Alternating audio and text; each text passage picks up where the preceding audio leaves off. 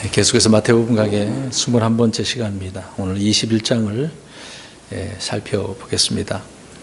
21장에서 27장까지 이제 마지막 부분에 우리가 이제 돌입했는데요. 27장까지는 왕으로서의 예수 그리스도께서 본격적으로 배척을 받으시고 십자가에 못 박히시는 그런 과정을 기록한 내용들이 이제 남아 있습니다. 특별히 마태복음 21장은 십자가의 죽음을 맞이하기 위해서 예루살렘으로 올라가시는 죽음의 장면이 기록되어져 있죠. 21장부터 십자가에서 죽으시기 엿새 전부터의 그 일정을 차례대로 기록을 하고 있습니다. 요한복음에 우리 지난 시간에도 6월절 엿새 전에 그 부분을 우리가 살펴보고 있는데요. 그런 내용들이 사복음서에 다 기록되어져 있습니다. 21장에서 예수님이 입성하시는 것은 왕으로서의 입성하신 내용이죠. 무슨 어떤 개선하는 그런 입장이 아니라 왕이 왔다라고 하는 그런 부분인 것입니다.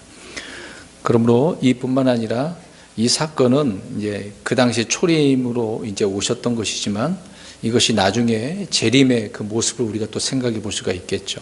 그 부분은 뒷부분에 가서 우리가 나중에 살펴보게 될 것입니다. 그럼 오늘은 1절부터 46절까지 살펴보는데, 물론 한 절 한 절씩은 다 살펴보지 않겠습니다. 중요한 부분 그 한 테마 부분에 우리 요점을 우리가 또 살펴보려고 하는데요. 그만큼 우리가 이제 마태복음을 많이 읽었었기 때문에 그런 부분을 우리가 종합적인 면에서 우리가 살펴보려고 하는 것입니다. 말씀드린 것처럼 1절부터 이제 11절을 우리가 살펴볼 건데요. 이 11절까지는 왕이신 예수님께서 예루살렘에 입성하시는 그런 내용을 말씀하고 있습니다. 우리 주님은 왕으로서 예루살렘에 입성하시면서 어떤 이제 계시록에 보면 흰말과 어떤 군대로 입성하시는 게 아니죠. 어떻게 이제 1절부터 3절 말씀해 보시면 어떻게 입성하십니까? 나귀 새끼 타고 어린 그 순아기를 타고 입성하시죠. 이 말씀은 스가랴에 이미 예언되어져 있습니다.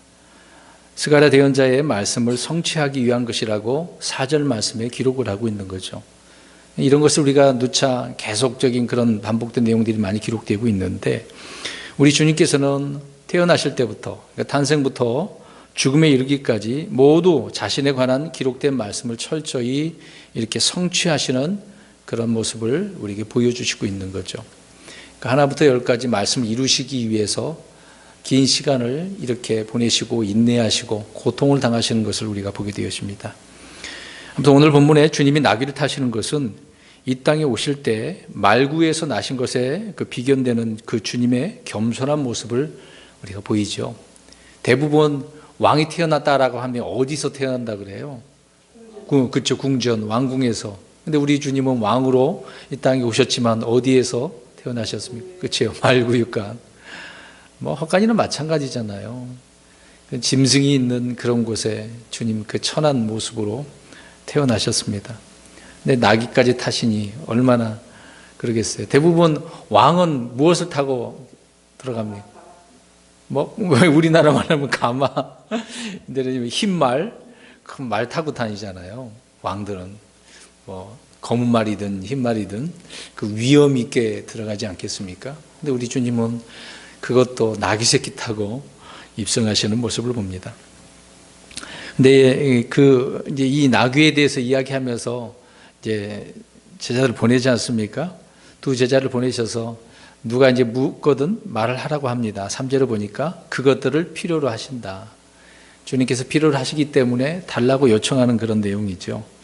여기서 이제 필요로 한다라는 부분을 잠깐 우리가 생각해 보면, 주님께서 자신의 필요를 지금 이 땅에 오셔서 이제 요구하시는 것을 보게 되어집니다. 한 장면이지만 이것이 우리가 영적인 의미로 또 생각해 볼 수가 있겠죠. 이렇게 나귀 새끼를 필요로 하신다고 말씀하고 있는데, 마가복음 14장에서도 보면 예수님께서 이제 죽으시기 전에 미리 이제 그런 부분을 제자들에게 말씀하셨는데, 함께 먹을 수 있는 다락방을 또 필요로 하신다고 하지 않습니까? 그런 내용이 기록되어 있단 말이죠. 그리고 수확할 일꾼들이 필요하다고 일꾼들을 달라고 또 이제 그런 부분이 있지 않습니까? 근데 이제 우리 그리스도인들에게는 어떤 것을 주님께서 필요로 하실까요? 저와 여러분들에게 이렇게 주께서 필요로 하신다. 옛날 성경은 주께서 이게 쓰시겠다 하라 뭐 그렇게 기록되어 있지 않습니까? 그런 의미 속에서 우리 주님이 누군가를 보내셔서 저와 여러분에게 주님께서 필요로 하신다, 달라고 요구할 때 어떤 것을 달라고 하시겠냐 그 말입니다. 이렇게 질문을 갑작스럽게 던지지만 우리가 2018년 한 해를 보내고 있잖아요. 내가 한 해를 보냈는데 주님 앞에 내가 드린 게 뭐가 있을까? 주님께서 나에게 필요하신다고 말씀하셨는데 이런 성경 구절이 있지 않습니까? 그래 나는 뭘 드렸을까? 이제 그런 생각을 좀 우리가 해봐야 될 것입니다. 무엇보다도 우리 주님께서는 저와 여러분에게 우리의 믿음과 순종을 필요로 하시겠죠. 그래서 믿음을 보이라고 순종을 보이라고 말씀합니다. 또 저와 여러분의 우리 몸을 필요로 하신다고 그러잖아요. 왜 그럴까요? 저와 여러분의 이 몸을 왜 필요로 하실까요? 그렇죠. 성전 삼아서 사용하시려고, 그 안에 임하시려고. 그래서 우리는 이 몸을 거룩하게 해야 될 필요가 있잖아요. 왜요? 내 안에 이미 성전이신 주님이 돌아와 계시기 때문에. 그래서 이 성전을 더럽혀서는 안 되잖아. 이 몸을 더럽혀서는 안 되잖아. 내가 거룩하니 너희도 거룩하라. 그렇죠. 이 몸이 우리에게 주님 앞에 얼마나 중요한 것인가를 우리가 생각을 해야 됩니다. 이미 우리 속사람은 날로 새로워지지만 그러나 이 육신은 아직 구속받지 못했기 때문에 늘 넘어지고 시험에 들기도 하고 죄 가운데 갈 수도 있잖아요. 그럼에도 불구하고 우리의 육신의 몸을 거룩하게 해야 한다. 이게 분별해야 된다는 이야기죠. 구별되고 분리된 그런 삶을 살아가야 된다고 말씀을 하고 있는데 우리는 어떻게 하고 있는가? 아무튼 주님은 이렇게 몸을 필요로 하신다 그 얘기입니다. 주님이 필요하실 때 그래서 이렇게 아주 감사하게 그냥 내어드리는 그런 사람은 복된 사람이 아니겠습니까? 근데 주님, 이거 안 될 것 같은데요. 이 몸을 왜 필요해요? 나도 힘든데 이런 식으로 하면 안 되지 않습니까? 주님께서 필요로 하실 때 드릴 수 있는 그런 사람이 돼야 되겠죠. 아무튼 요구하니까 그것을 이제 보내주는 그런 내용이 간단하게 기록되어져 있는 부분입니다. 아무튼 그런 부분이지만 우리가 잠깐 생각해 보았고요. 아무튼 신약에서도 이 필요에 대해서 말씀을 하고 있죠. 우리 주님은 필요를 공급해 주시는 분이다. 그런 분이라고 말씀을 하고 있습니다. 그것은 거기까지만 말씀드리고요. 아무튼 주님께서 스가랴서에 있는 말씀을 인용을 하고 계시네요. 우리 이제 그 구절을 읽고 오늘 인용한 그 구절을 비교해 보겠습니다. 뭔가 차이가 있어요. 성경에 구약에 있는 말씀을 신약에 와서 많이 인용을 해서 이루는 성취하는 장면이 있거든요. 근데 전부 다 이루는 것이 있지만 인용하는 구절 속에서 몇 구절이 빠져있는 구절이 있어요. 자, 읽으실 때 그 차이를 좀 우리 살펴보았으면 좋겠습니다. 스가랴 9장 9절을 보겠습니다. 9장 9절입니다.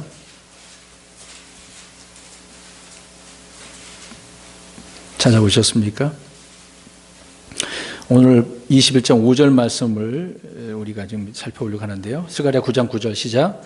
오 시온에 따라 크게 기뻐할지어다. 오 예루살렘에 따라 크게 외칠지어다.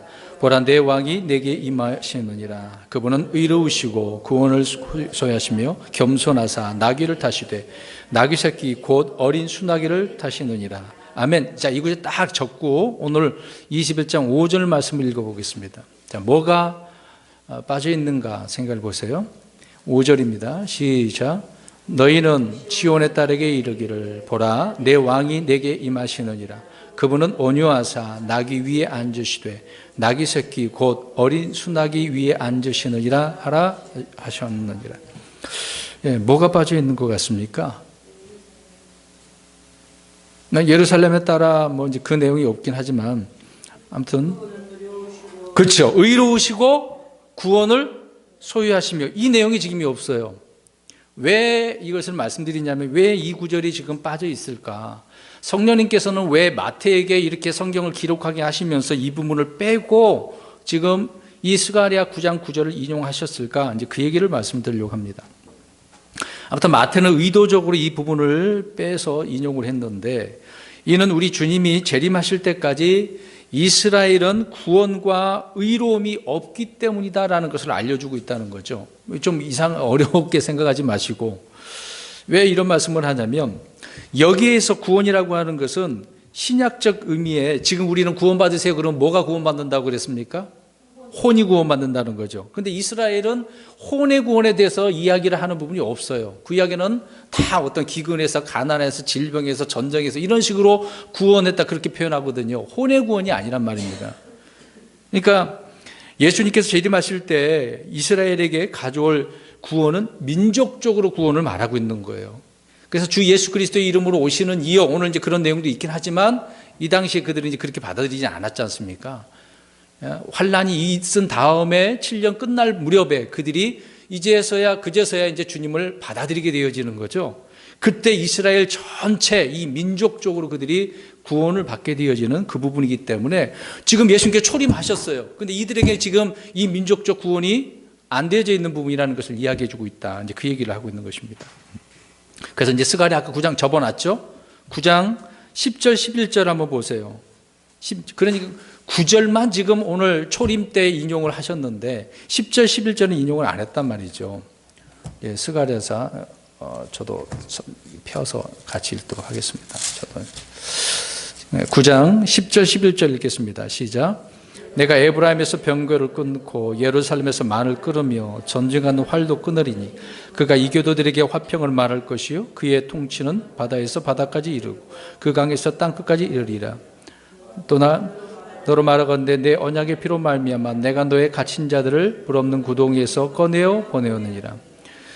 자, 이 내용이 앞으로 메시아이신 우리 예수님께서 백성들을 구출해 낸다라고 하는 그런 내용의 말씀들이 담겨져 있거든요.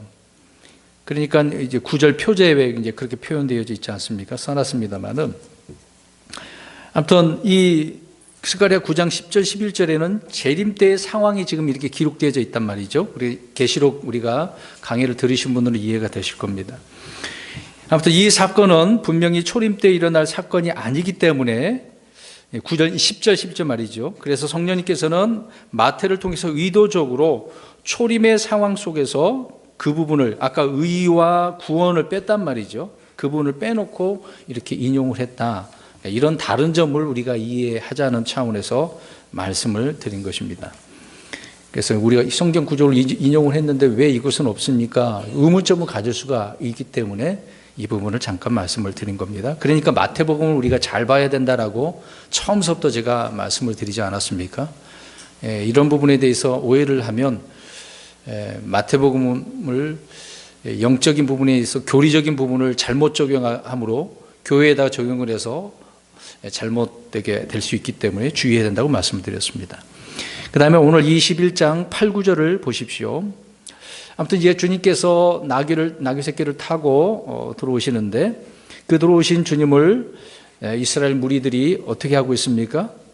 환영하고 찬송하고 있는 장면이 8절 9절에 기록되어져 있죠. 그들의 이제 옷을 다 깔고 호산나 다윗의 자손이여 찬송하리로다. 주의 이름으로 오시는 이여 가장 높은 곳에서 호산나 하더라. 주님을 이렇게 높이는 장면을 보게 되어지죠. 근데 잘 보십시오.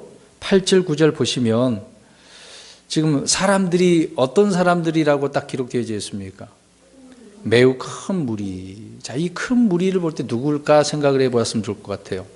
주님을 찬양하는 이런 무리가 어떤 무리인가? 이 무리 가운데 대제사장이 있을까요?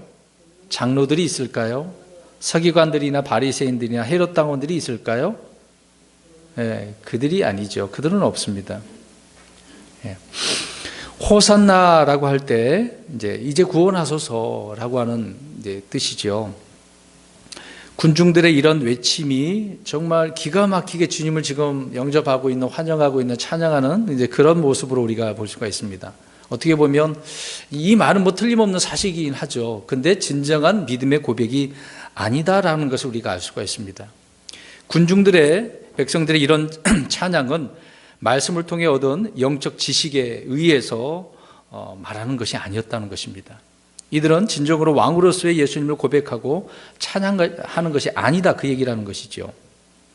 10절 말씀을 보시면 되겠습니다. 그리고 예루살렘의 시민들은 주님의 그 입성으로 인해서 어떻게 되어져 있습니까? 큰 소동이 벌어지네요. 막 사람들이 이렇게 찬양하는 소리에 사람들이 소동까지 벌어집니다. 예수님께서 태어나실 때도 소동이 있었어요, 없었어요? 있었죠. 그러니까 헤롯까지 막 알게 되지 않았습니까? 주님의 이 오심이 우리의 마음과 또 가정과 교회와 이 사회에 딱 이렇게 오심이 있게 된다라고 하면 어떻게 될까요? 충격적이라는 것입니다. 엄청난 소동이 벌어지는 것을 우리가 생각해 볼 수가 있겠죠. 한번 생각해 보세요. 지금 주님이 오신다고 생각해 보세요. 물론 우리 주님이 공중으로 오실 때, 휴가할 때는 눈 깜짝할 사이에 벌어질 것이고 온 세상이 막 난리가 날 겁니다. 우리 영화도 보신 부분이 있겠지. 그 휴거 영화 보셨지 않습니까? 물론 한순간은 막 뉴스에 나오고 막 놀랄 그런 일이 벌어질 거예요. 그러나 시간이 지나면 다 잊혀지게 되겠습니다만은, 아무튼 이런 일이 벌어지면 충격적인 그런 소동이 벌어질 거란 말이죠. 근데 이것을 생각해 보면 지금 그리스도인이라 할지라도 깨어있지 않은 그런 성도들은 어떨까요? 주님의 이 오심에 대해서 준비되어져 있지 않은 사람들은 얼마나 혼란스럽겠습니까? 우리 영화의 한 장면이 그러잖아요. 눈 깜짝할 사이에 다 이제 사라져 버렸는데 그 교회에 누가 남아 있어요? 이게 참 그 목사님이 휴가 안 되고 남아 있네. 그런 장면을 본 적이 있는데 그분은 믿었어요, 안 믿었어요? 안 믿었다라고 하는 장면을 보여준 거잖아요. 그러면 그분은 안 믿었기 때문에 준비하지 못하고 있는 그런 사람 아닙니까? 그럼 이 땅에도 많은 사람들이 나는 그리스도인이라고 했습니다마는 그런 사람들이 굉장히 많이 있을 거란 말이죠. 얼마나 그런 사람들이 혼란스럽겠습니까? 지금 주님께서 예루살렘 입성한 그 장면을 우리가 생각해 보고 이런 충격적인 소동이 벌어진 것, 참 마지막 때도 우리가 그렇게 될 것이라는 것을 생각이 되어집니다. 계속해서 10절 보십시오. 시민들의 반응. 사람들은 예수님을 알아요, 몰라요? 그러니까 예수님을 어떻게 표현합니까? 이분이 누구시냐 보세요. 그러니까 앞에는 지금 호산나 찬양하리다 막 그랬는데 대부분의 사람들이 이렇게 하긴 했지만 그 무리들 속에 이런 다 포함되고 있지 않겠습니까? 이분이 누구시냐? 우리는 호산나를 이렇게 외치면서도 주님을 몰랐다라고 하는 장면을 우리가 알 수가 있죠. 그래서 11절에 무리의 대답이 얼마나 그들의 모습을 정확하게 말씀을 해주고 있습니까? 사실을 정확히 보여주죠. 우리 11절 한번 읽어보겠습니다. 시작. 그 무리가 이르되 이분은 갈릴리 나사렛 대언자 예수님이라 하니라. 보세요. 결국 그들이 앞에 호산나 그러더니 예수님 또 어떤 분이라 그래요? 무리라고 그랬잖아. 아까 큰 무리라고 그랬는데. 그러니까 아무리 호산나 찬양하고 입으로는 그렇게 했지만 진정으로 주님을 주 하나님으로 주 예수 그리스도로 받아들이지 않았다는 것을 우리가 알 수가 있는 거죠. 이것을 우리가 또 생각해 보면 얼마나 영적으로 이렇게 눈이 가려진 그런 상태에 있는 사람이란들인지 우리가 알 수가 있습니다. 베드로는 어떻게 고백했습니까? 예수께서 물어보잖아요. 너희는 나는 누구라 하느냐? 뭐라 이렇게 생각하냐 물어보셨잖아요. 뭐라고 고백했습니까? 주는 그리스도시요 살아계신 하나님의 아들이었다. 이런 고백이 돼야 되잖아요. 근데 이 무리들은 지금 어떻게 고백을 했어요? 그냥 대언자의 한 사람으로만 생각하고 있었다는 거죠. 지금 많은 종교 그 이단이라고 하는 그런 교파들이 예수님을 그냥 하나의 대언자, 그들의 표현으로 선지자라고 표현하고 있지 않습니까? 훌륭한 일을 한 사람. 이제 공상주의로 표현하면 어떤 개혁가, 가난한 사람을 대변한 사람, 이런 식으로 이제 생각하게 되겠죠. 9절의 찬송과 11절의 고백이 같아요, 달라요?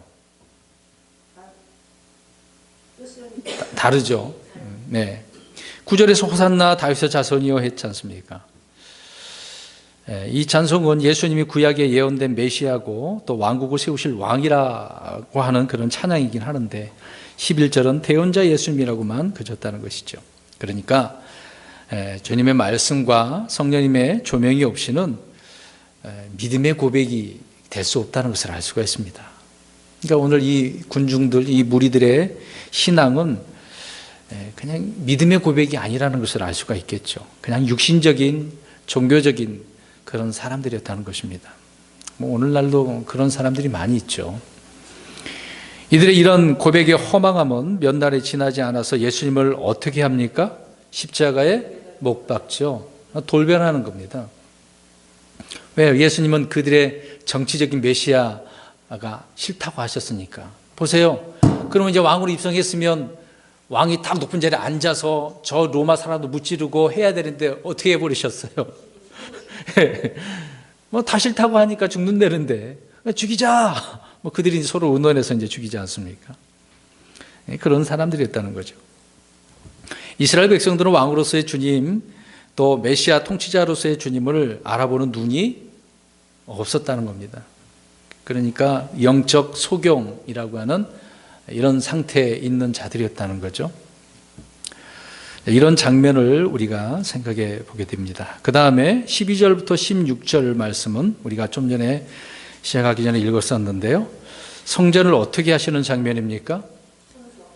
깨끗하게 정결케 하시는 장면을 우리가 보는데요. 하나님의 성전은 무엇을 하는 집이라고 13절에 기록을 하고 있습니까? 기도하는 집. 성전은 기도하는 집이죠. 그러니까 하나님의 성전의 기능이 무엇을 하는지를 말씀해 주고 있는 거잖아요. 성전이 이 지역 교회의 이것은 성전이 아닙니다. 이스라엘 백성들을 하나님을 섬기기 위한 그 성전. 우리 이 부분을 성경으로 확인해 보겠습니다. 이사야 56장 7절 가서 보겠습니다. 예수님께서도 그냥 하나님의 집이 기도하는 집이다라고 말씀한 게 아니라 그것도 성경에 있는 말씀을 인용하신 거거든요. 이사야 56장 7절 읽겠습니다. 시작. 곧 그들을 내가 나의 거룩한 산으로 데려가 나의 기도하는 집에서 그들을 기쁘게 하리라. 그들이 내 제단 위에 드리는 번제 헌물과 희생물을 내가 받으리니 내 집은 모든 백성을 위한 기도하는 집이라 불리리라. 아멘. 기도하는 집이다라고 말씀을 하고 있네요. 근데 이들은 이 기도하는 집을 어떻게 만들고 있습니까? 그렇죠. 성전 안에는 돈 바꾸는 자들이 있고 비둘기 파는 자들이 있고 막 장사 소굴이 되었던 거죠. 성전은 강도의 소굴이 되어 있었고 또 성전의 고유 이 기능과 목적은 완전히 마비된 상태죠. 진행이 안 되는 거예요. 얼마나 시끄럽고 추악하고 더럽고 그런 상태이겠습니까? 근데 보시기 바랍니다. 주님께서 이제 자라나셔서 12살쯤에 자기 이제 요셉과 마리아와 함께 어디로 가시죠? 성전에 이제 명절을 지키러 가셨지 않습니까? 그때 이제 뭐 박사들과 성경 토론까지 하셨잖아요. 근데 그때만 해도 볼 때는 어땠겠습니까?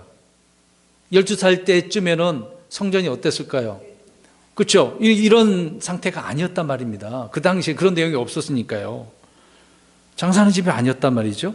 그런데 공성의 사역을 시작할 때 요한복음 2장에서 우리가 살펴봤지 않습니까? 6월절이 4번 나오잖아요. 이제 첫 번째 6월절 지키러 갈 때 그 당시에는 어떻게 했습니까? 그때에서부터 장사하는 집이 지금 되어져 있는 거죠. 그러면 이제 마지막 생에 이제 주님께서 죽으시기 전에 마지막 기간이 아닙니까? 그때에도 지금 여전히 어떻게 하고 있었다는 거죠? 그렇죠. 장사하는 집이 타락한 모습을 그대로 하고 있었다는 겁니다. 강도의 소굴이었다는 거죠.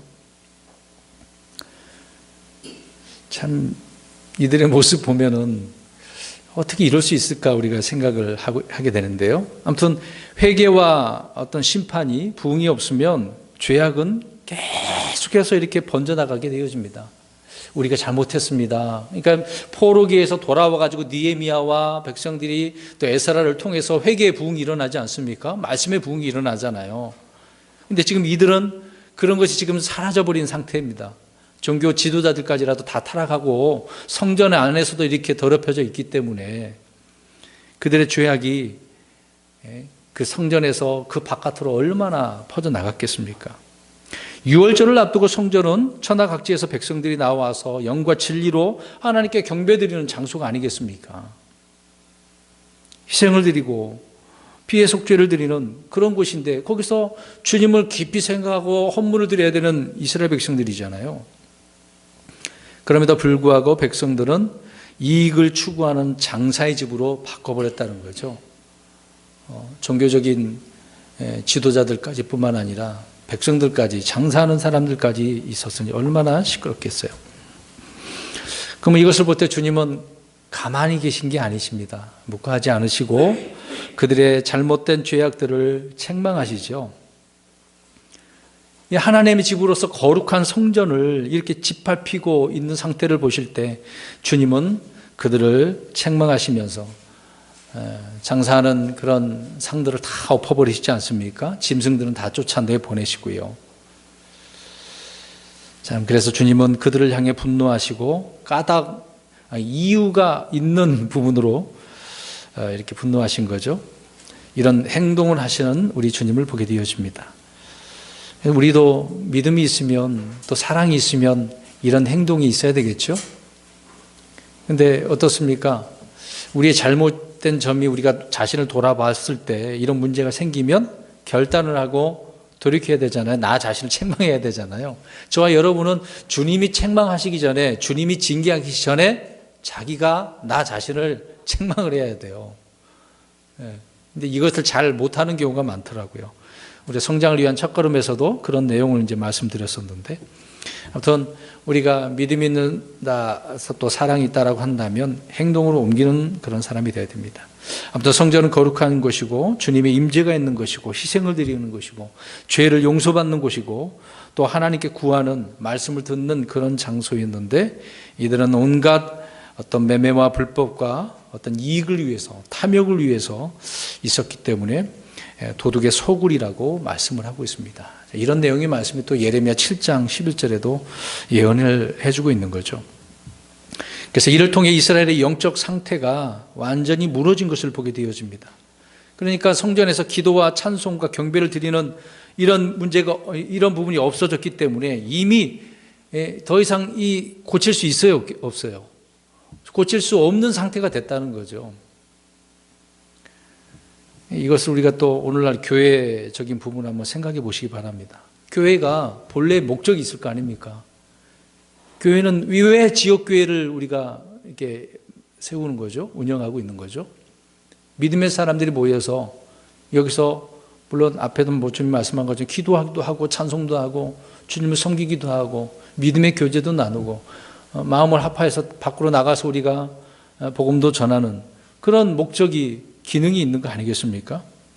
근데 이 본래의 교회 목적도 있는데, 기능이 있는데 그것들을 다 상실하고 오여서 그냥 세상 이야기나 하고 깔깔깔 대면서 그런 일을 한다고 생각해 보세요. 그 교회는 과연 주님께서 함께 하시는 교회일까? 교회일까? 참 어려운 부분이 되겠죠. 만약 그런 교회라고 한다면 주님께서 큰 책망을 하게 될 것입니다. 이런 부분을 우리가 생각해 보는데요. 왕이 성전을 깨끗하게 하시는 그런 장면을 또 우리가 보았습니다. 그 다음에 17절에서 22절을 보겠습니다. 무화과 나무를 어떻게 하시는 장면입니까? 저주해버리네요. 말라 비틀어져서 더 이상 열매 맺지 못하도록 하시는 사건입니다. 그런데 성경은 이스라엘을 상징하는 나무가 하나가 아니에요. 여러 나무가 있습니다. 이 부분을 메모할 수 있으면 거기다가 성경 옆에다 기록해 놓았으면 좋을 것 같아요. 첫 번째로 이스라엘의 종교적인 의미로 표현할 때는 올리브 나무를 이야기합니다. 종교적 의미로서 상징하는 올리브 나무를 표현할 때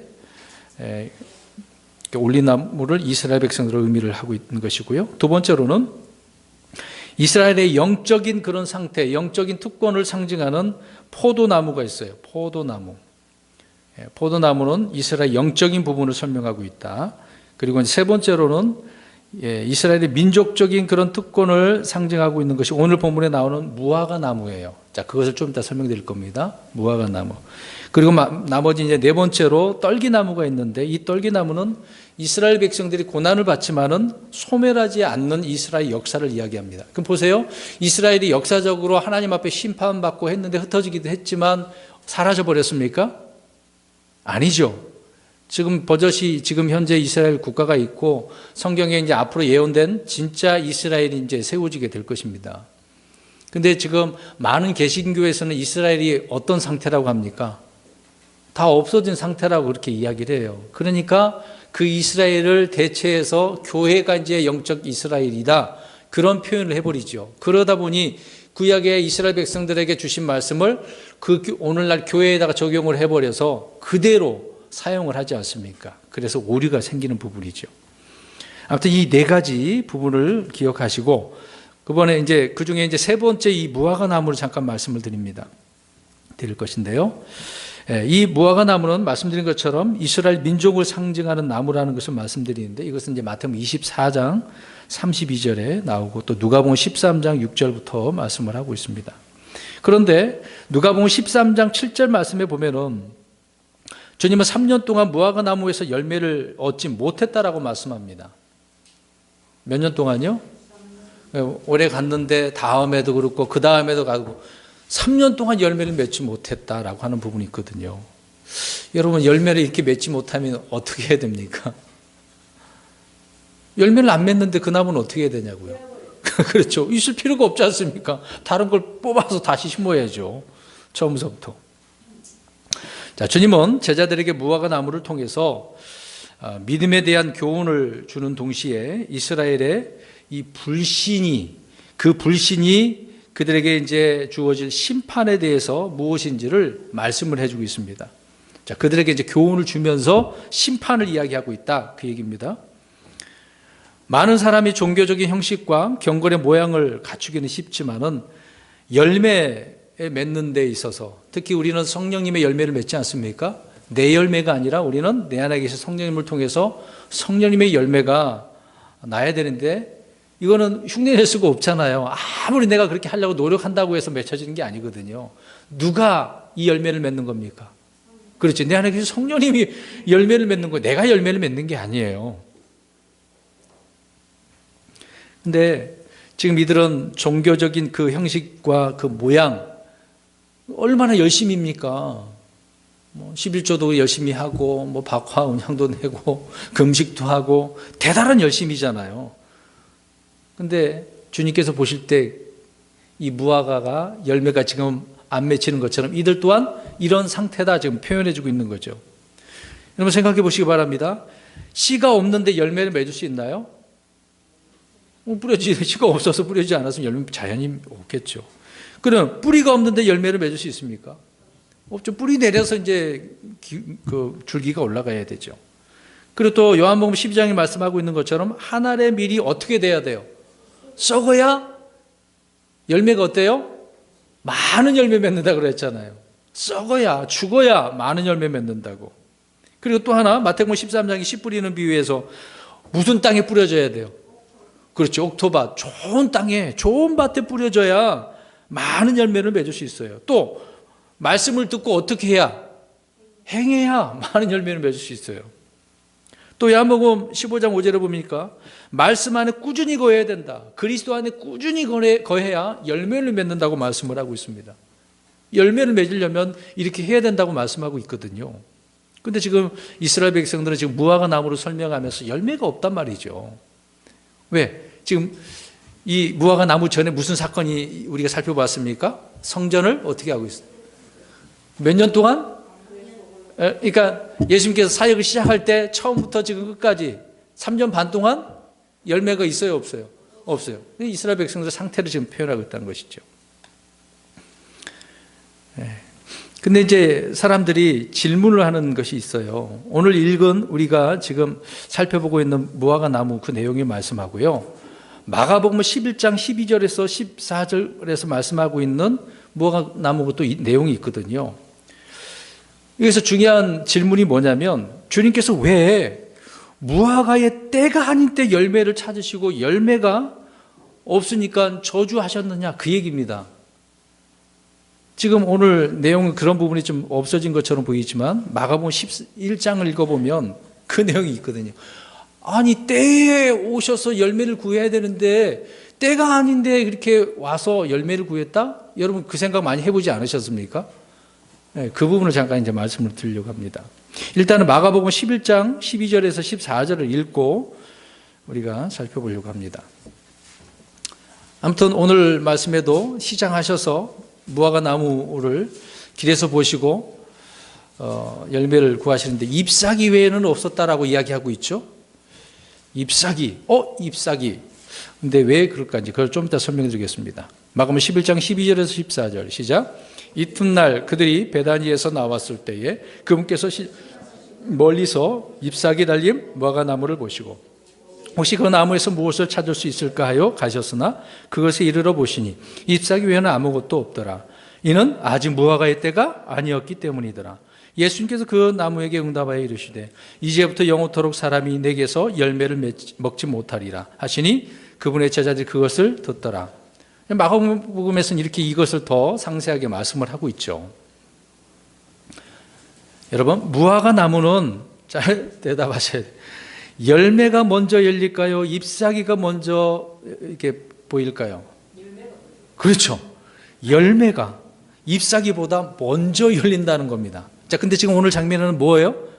잎사귀만 보이네요. 이제 이 열매를 맺히는 그 과정을 좀 말씀드리려고 하는 겁니다.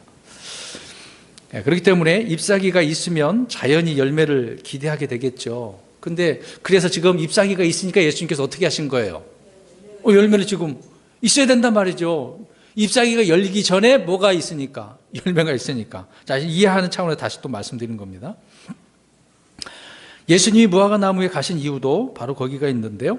무화과 나무의 열매는 잎이 나기 전에 그 전해, 그 전년도에 자라난 그 가지에서 열리기 시작을 해서 이제 6월 전에 완전히 여물어서 이렇게 여물어서 이제 열매를 주게 된다는 것이죠. 그러니까 이렇게 생각하시면 돼요. 먼저 열매 열고 잎사귀가 있었는데 그 잎사귀를 통해서 나중에 또 그 다음에 돌아오면은 열매가 있는 것. 그 기간이 그렇게 오래 걸리는 부분을 우리가 알 수가 있습니다. 그런데 팔레스타인에서 예전에는 무화과 나무가 1년에 몇 번 열렸냐면 2번 열렸다고 합니다. 2번이에요. 그러니까 봄 한 3, 4월이면 그 다음에 몇이 될까요? 7, 8개월? 그때 되겠죠. 그렇게. 근데 지금 현재는 몇 번 열리냐면 4번 열린다고 합니다. 좀 차이가 있죠? 그럼 앞으로 천년왕국 때는 몇 번 열릴까요? 열매가. 44철. 에스겔서에 보면은 12번. 왜 그럴까? 달마다 맺힌다 했으니 우리가 그렇게 생각해 볼 수 있겠죠. 자, 아무튼 지금 오늘 본문으로 다시 돌아가서 무화과 나무 말씀드리는데 아무튼 오늘 이제 본문을 설명을 해보려고 합니다. 이게 올해 아무튼 이 과정을 설명드렸는데 올해 새로 난 가지에서 열매를 맺는 것들은 어떻게 될까요? 8월이 넘어야 2번 맺는다고 그랬으니까 열매가 여물게 되겠죠.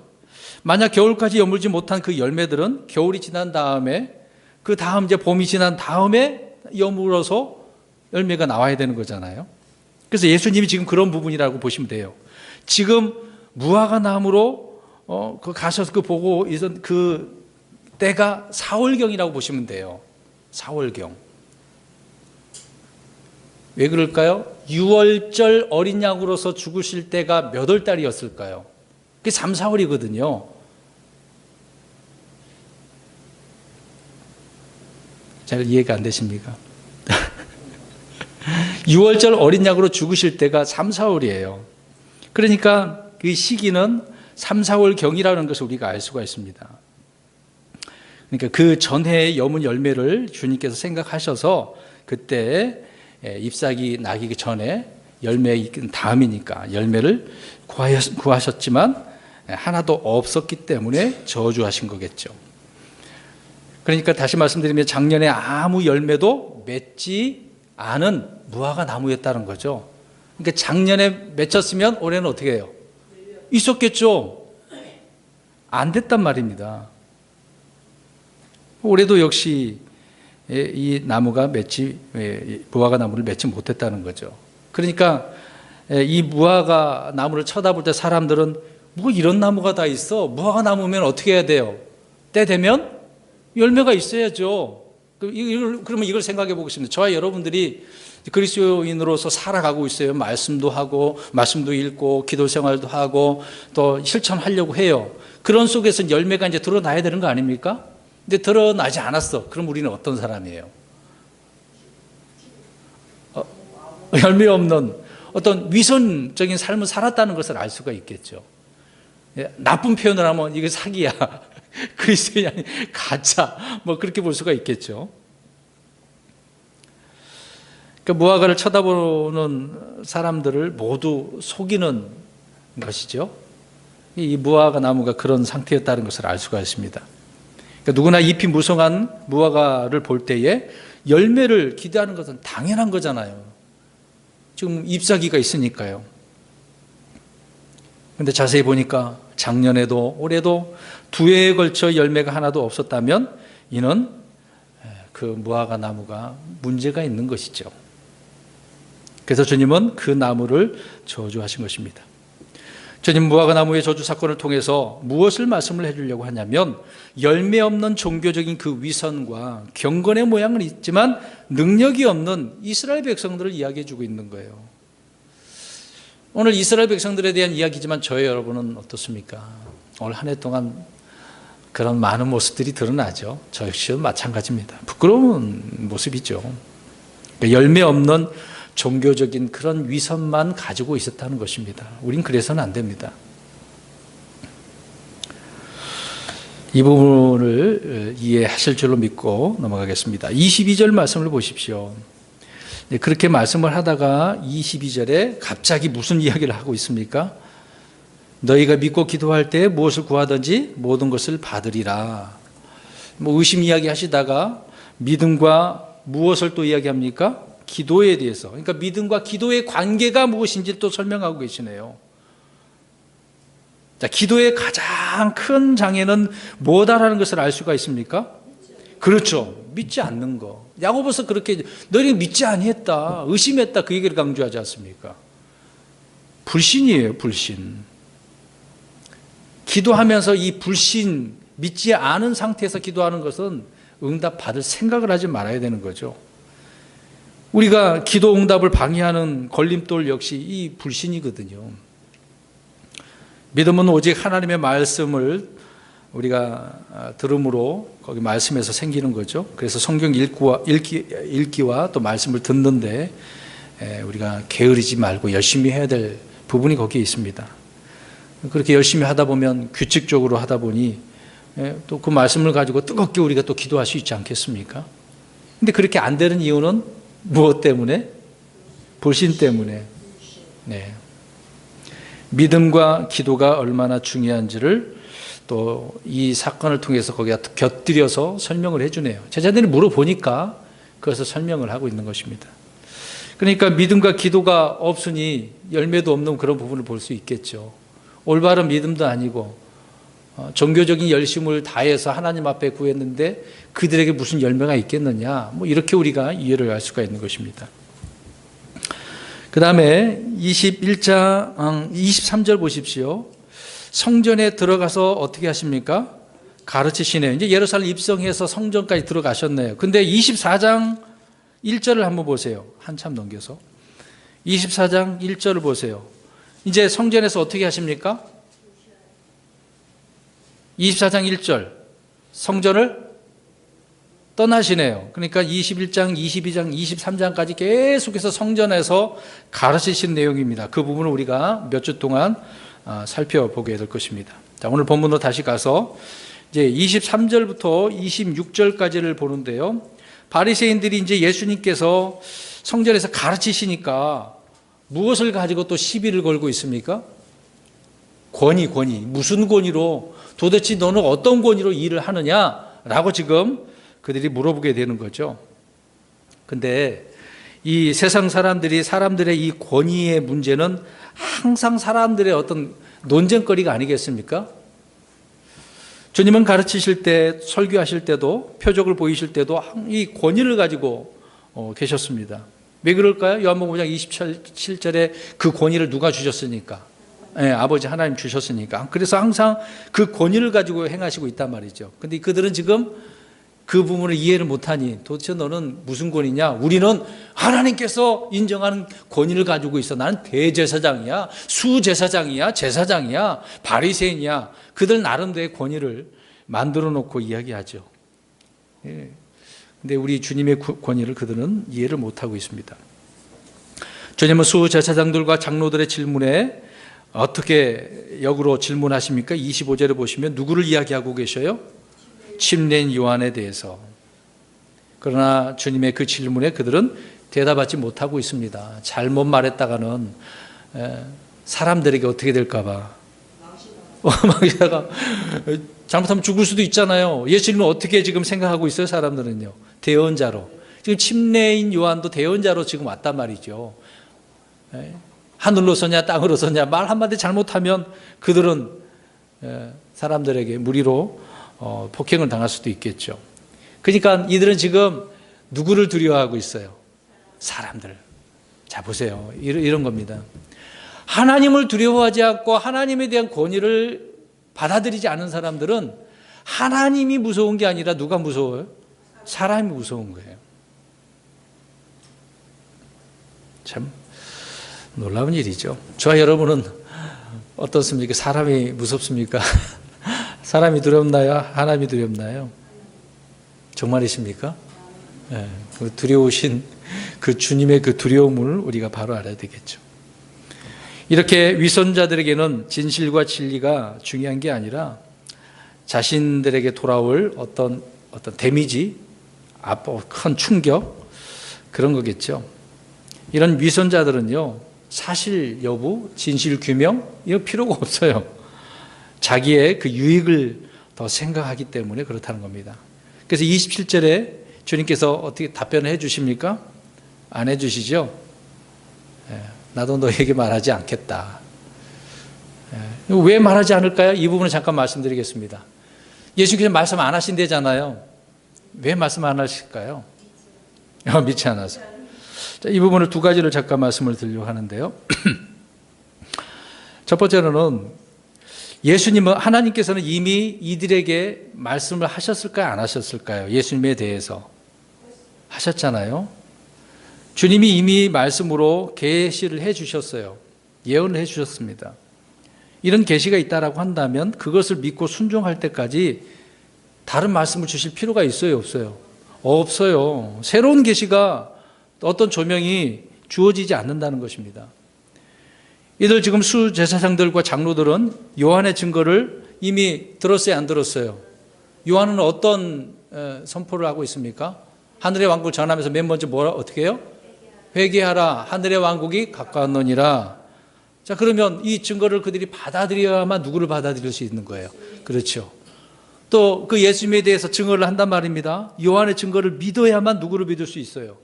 그렇죠. 예수님의 증거하시는 것들을 믿을 수 있는 거 아니겠습니까? 주님은 처음 주신 것에 대해서 이렇게 불순종하는 성도들에게, 백성들에게는 그것을 무시하고 새로운 조명과 계시를 주지 않으신다, 그 얘기입니다. 그래서 우리 주님은 한 걸음씩 인도하시고 믿음과 순종을 통해서 그 다음을 조명해 주신다는 거죠. 이런 부분입니다. 우리가 이제 그리스도인으로서 믿음 생활을 하고 있어요. 그러나 지금의 과정이 내게 주어진 부분을 우리가 그걸 이겨내지 못하면, 말씀으로 해결하지 못하면 다음에도 그 부분 때문에 다른 단계로 갈 수가 없다는 겁니다. 그러니까 성장하는 그 과정을 보시면 우리가 알 수 있거든요. 이 문제를 해결하지 못했는데 그 다음 단계로 성장할 수 있다? 그건 어려운 부분입니다. 내가 지금 주어진 부분을 주님께서 감당할 수 있는 시험을 주시기 때문에 그것을 견디고 극복하고 이겨내고 말씀 속에서 해결해 나가면은 그 다음 단계로 또 어떤 어려움이 또 주어지겠죠. 이런 부분을 우리가 이해할 필요가 있는 거죠. 아무튼 주님께서 지금 이미 말씀을 해 주셨는데 안 받아들이면 말씀할 필요가 없는 거죠. 그래서 이들에게 대답을 해 주셔야 안 해 주셔요? 안 해 주시는 겁니다. 이미 말했는데도 안 믿는 걸 뭘 또 말해 주냐 이 말이죠. 두 번째로는 우리는 누구에게 권위를 위임받는가에 따라서 권위의 그 힘, 능력, 척도가 달라진다는 겁니다. 계시록 13장 2절에 가서 보면은요, 짐승은 누구에게 큰 권위를 받는다라고 이야기합니까? 용. 나중에 이제 짐승이 용의 힘을 받습니다. 그런 예가 있고요. 우리 또 그 다음에 보면 사도행전을 보면은 이제 바울이라고 하는 이제 사울이 되겠죠. 당시에 이제 사울이니까 사울은 대제사장에게 권위를 받아서 다메섹으로 가지 않습니까? 그리스도인들을 어떻게 하려고? 잡아서 죽이려고? 체포하려고 가잖아요. 이 권위를 받고 갔던, 이제 그 잘못된 권위를 받고 그렇게 가다가 주님을 만나서 꼬꾸라지고 주님을 만나게 돼서 다행이긴 하죠. 자, 이런 것을 우리가 보게 됩니다. 그러면 잘못된 이런 영을 통해서, 사탄을 통해서 권위받는 사람들은 이런 식이라는, 오늘 본문에 그런 사람들이나 종교 지도자들이나 많은 사람들이 그런 권위를 받고 주님을 핍박하고 크리스천들을 핍박하는 사람이 있겠죠. 이것을 생각해 보면 저와 여러분은 어떤 권위를 가지고 있는가? 어떻습니까? 우리는 어떤 권위가 있나요? 그러니까 그 권위가 어떤 권위냐 이 말이에요. 네? 법된 길로 갈 수도 있고 신명도 있고 네, 뭐 내가 확실하게 보장되고 그렇죠. 그건 이제 약속의 말씀이고 고린도후서 10장 8절 말씀에 보면 우리는 그리스도의 대사로서 그리스도인의 그 권위를 가지고 있죠. 근데 이 권위를 우리는 주님께 주신 목적에 따라 사용을 해야 됩니다. 근데 이 권위를 우리가 받았는데 그 권위를 가지고 덕을 세워야 되잖아요. 그리스도인으로서. 그리스도의 대사라고 하면 말을 전하는 사람인데 뭐 말만 전하는 사람이겠습니까? 행동이나 모든 것을 다 전하는 것이겠죠.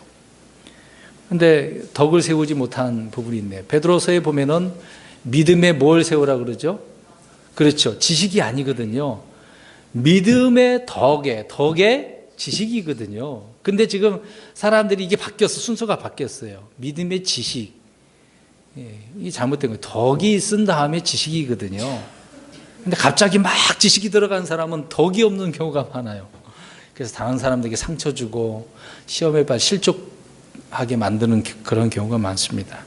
그런 부분을 우리가 좀 조심해야 되겠죠.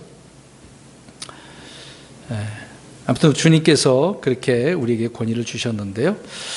그러니까 누구에게 권위를 위임받는가, 그게 중요한 것입니다. 그래서 아무튼 주님은 그들에게 대답을 해주지 않았다는 것을 알 수가 있습니다. 자, 그 다음에 21장 28절에서 32절은 어떤 사람에게 이제 두 아들이 있어요. 이제 포도 농사를 지었나 보죠. 그래서 두 아들에 관한 비유인데, 첫째 아들에게 야 가서 일이라 그랬더니 어떻게 합니까? 네? 예, 그랬어요? 이게 옛날 성경 순서가 바뀌어 있다고 그랬죠? 네. 예. 안 가겠습니다. 그랬다는 거죠. 예. 근데 나중에 어떻게 했어요? 예, 뜻을 돌이켜서 갔어요. 근데 둘째에게 가서 얘기했더니, 네. 예. 응답하고 나서 안 갔네요. 그래서 둘 중에 누가 아버지의 뜻에 순종했는가라고 할 때 답을 뭐라고 합니까? 첫째 아들. 네. 자, 이건 무엇을 이야기해 주고 있는가? 간단한 내용입니다. 율법을 잘 준수하고 하나님에 대한 열심을 지닌 유대인들은 침례 요한의 증거를 받아들이지 아니했죠. 불순종하는 그런 반면에 다른 부류의 세리와 창기들은 어떻습니까? 죄인들이지만 물론 그들은 율법을 지키지 못한 그런 부분이 있겠죠. 그런 상태였으니까. 그렇지만 침례 요한의 증거를 믿고 회개하고 하나님의 왕국에 들어가게 됐단 말입니다. 지금 31절 끝부분에 하나님의 왕국에 들어갔다라고 표현하고 있는 거잖아요. 세리들과 창녀들 이야기하고 있지 않습니까? 그러니까 이 주님은 두 아들의 비유를 통해서 이스라엘의 지금 상태를 설명하고 있는데 아버지의 말에 어떻게 했다 안 했다 그 얘기입니다. 순종했느냐 불순종했느냐 그 말씀을 하고 있는 거죠. 지금 이제 비유가 세 가지가 이제 쭉 나옵니다. 이 두 아들의 비유와 그 다음에 사악한 그 포도원의 농부들, 그리고 다음 장 22장의 혼인잔치 비유거든요. 이건 다음 주에 말씀을 드리겠는데, 아무튼 첫 번째 이 비유 중에서 두 아들의 비유는 이스라엘의 상태가 지금 어떤 상태다? 불순종하는 상태다. 순종해야 되는데 불순종하는 상태다. 그 얘기를 지금 강조해 주고 있는 것입니다. 그것만 이해하면 될 것 같아요. 그 다음에 마지막 33절에서 46절 말씀은 말씀드린 것처럼 사악한 포도원에 있는 그 농부들에 대한 비유죠. 근데 이 사악한 농부들에 대한 비유를 하셨는데 대부분 못 알아들었거든요. 그런데 이 비유에 대해서는 그들이 알아들었어요. 45절 가서 보세요. 누가 알아들었는지.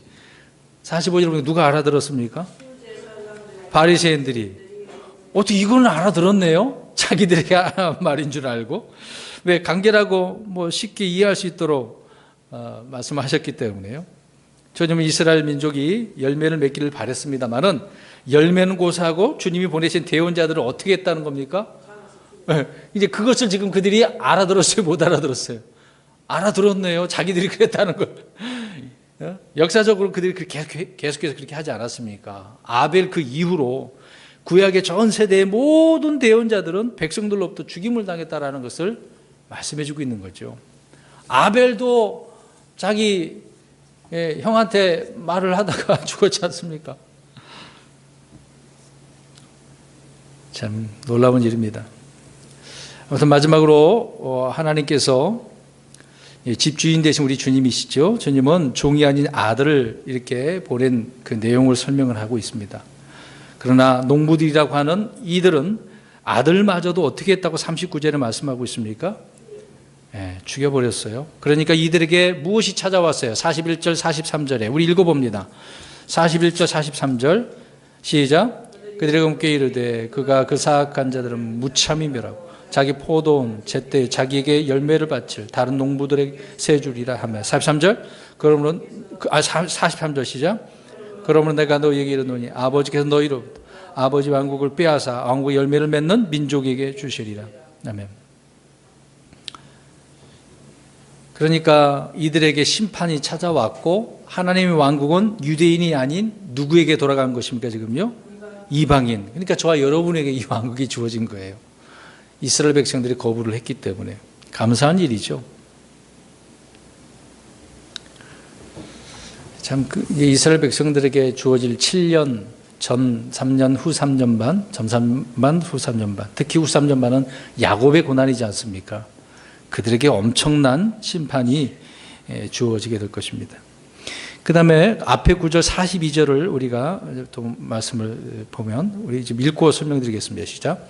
예수님께서 그들에게 이르시되 너희가 성경 기록들에서 건축자들이 버린 돌 바로 그 돌이 모퉁이의 머릿돌이 되었나니 이것은 주께서 행하신 것이요 우리 눈에 놀랍도다 한 말씀을 결코 읽어본 적이 없느냐. 신약 성경에서도 여러 차례 이것은 반복되는 구절이죠. 시편 118편 22절 23절에 말씀하고 있습니다. 건축자들이 버린 돌이 모퉁이의 머릿돌이 되었다라고 말하고 있습니다. 자, 그러면 여기서 건축자들은 누구를 말하고 있을까요? 이스라엘의 지도자들, 종교 지도자들을 우리가 알 수 있습니다. 그러니까 이 지도자들은 바리새인들이고 관원들이고 제사장들이고 장로들이 되겠죠. 이들이 지금 무엇을 버려버렸어요? 있는 그대로. 모퉁이의 머릿돌, 버린 돌이라는 거죠. 이들은 예수 그리스도를 버렸다라는 것을 말씀해주고 있는 것입니다. 주님은 이들에게 그래서 버림받고 멸시받고 걸림돌이 되었습니다마는 그런 분이 저와 여러분을 위해서 뭐가 되셨을까요? 우리 여성분들이 화장을 할 때 제일 먼저 하는 게 뭐예요? 기초. 그렇죠. 그게 기초. 우리 교회 믿는 성도들, 교회에게는 기초가 되시고 머릿돌이 되셨다라고 이야기합니다. 근데 누구는 버렸어요? 이스라엘은 예수님을 버렸어요. 근데 저와 여러분들을 위해서는 기초가 되어 주셨네요. 모퉁이돌, 머릿돌이 되신 우리 주님이시네요. 이 예수님 위에 세워진 저와 여러분들이 참 얼마나 행복한 사람들이겠습니까? 그래서 44절 마지막으로 읽습니다. 시작.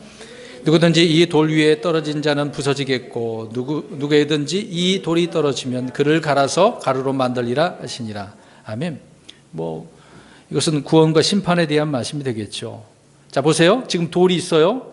이 돌 위에 떨어지면 누구든지라고 그랬어요. 그러면 자신이 떨어진 거 아닙니까? 개인 문제죠. 자신만 부서지게 되는 겁니다. 그런데 이제 나중에 돌이 사람에게 부어진다고 하네요. 나중에 예수님께서 다니엘서에 예언하고 있지 않습니까? 그 돌이 다 딱 발을 치니까 그 왕국, 세상 왕국들은 다 어떻게 됐다고 그랬어요? 산산조각 났다고 그랬죠. 예. 그렇죠.